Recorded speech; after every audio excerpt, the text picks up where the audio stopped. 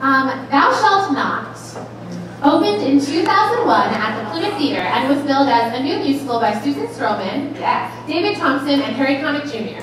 These three artists wanted to declare just how collaborative their musical adaptation of the book, Therese Rakim. I never figured out how to pronounce that correctly. I hope I just did it right. I say that's we'll look it up. Or someone will tell us on our YouTube video that it was wrong. So they wanted to state how collaborative their adaptation was. The show was about a woman in a loveless marriage who has a passionate affair. When her and her lover murder her husband, they are haunted by his spirit, and then they kill each other in despair. In the novel, to make his point, writer Neil Zola made the adulterous couple the most dull folks that you could ever imagine. But in the musical, Kate Levering and Craig Biarco's characters were hot and sexy. This took away some of the core of the story because readers of the book were shaken by this murderous affair that was had by ordinary people. But as Stephen Susskind said, the musical demonstrated how passion could seize passionate, oversexed people. Although many didn't think the show was sexy, I thought it was sexy. Ben Brantley said, looking at Mr. Bierko, I kept thinking of Ben Stiller in the title role of Zoolander, as a model who only has one pseudo-erotic look, and that look is blue steel.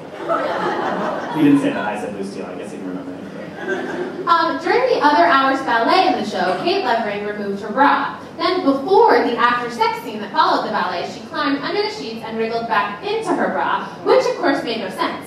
As reporters later said, she removed the bra at some performances, but not at others. 75% of the time was the estimate I got from one of the stagehands. A lot of bra talk. I like how the stagehands were like, and then she did it. Yes, bra, no bra. But there was no mistaking that the creative team was trying to create something they believed in. Stroman was going for a restoration of the dance component of a musical play, the way it had been in the 1950s. And Connick ambitiously wrote his own dance arrangements and orchestrations. As Ethan Gordon says, such ambitions often create a more enjoyable experience, bungling and all, than do more popular shows made of spare parts and faking. Awesome. But the person involved with the show, Thou Shalt Not, who received the most praise and attention, was a young upstart who has had quite a career since. From the New York Times review of the show, portraying a murder victim who returns to haunt his killers in the show's second act, a young actor named Norbert Leo Butz provides this fascinatingly ill-assembled production with something it has been aching for since its first scene, a shot of showbiz adrenaline. He exudes an impish crooner's confidence, suggesting Sinatra playing Puck. I could feel numbed audience members around me suddenly sitting up in their seats again. Deborah Monk played the character of Butz's mother, and when he died, she was paralyzed by grief and had a stroke.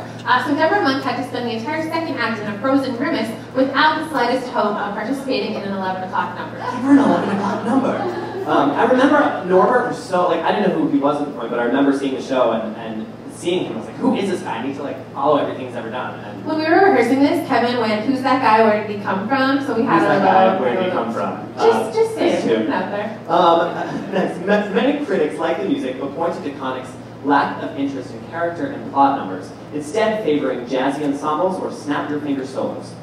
It was a brave attempt to make pop with Broadway, and why producers wouldn't trust Susan Stroman after Contact, and, oh, sorry I read that line wrong, that's awful, I can't even read the script.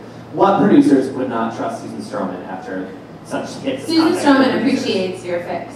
Thank you. But somehow the puzzle pieces didn't come together, even with all of the talent involved. It's interesting, it's a cool show. And now here to sing the other hours from Thou Shalt Not is our very own Caleb Hoyer. Sorry that I'm kind of turned away from you.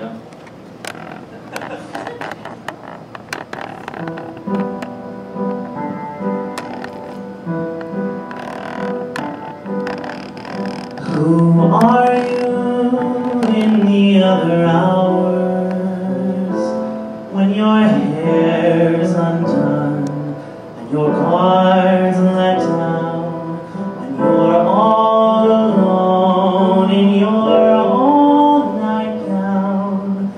Are you the life of the party then, sitting by yourself again? Where are you in the other hours? Are you in a secret place that comes when you're by yourself within your walls? Are you undressed with some show?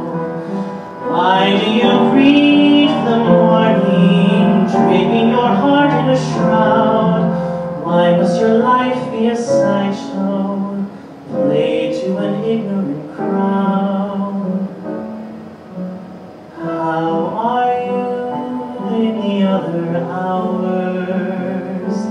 Do you pray from morning to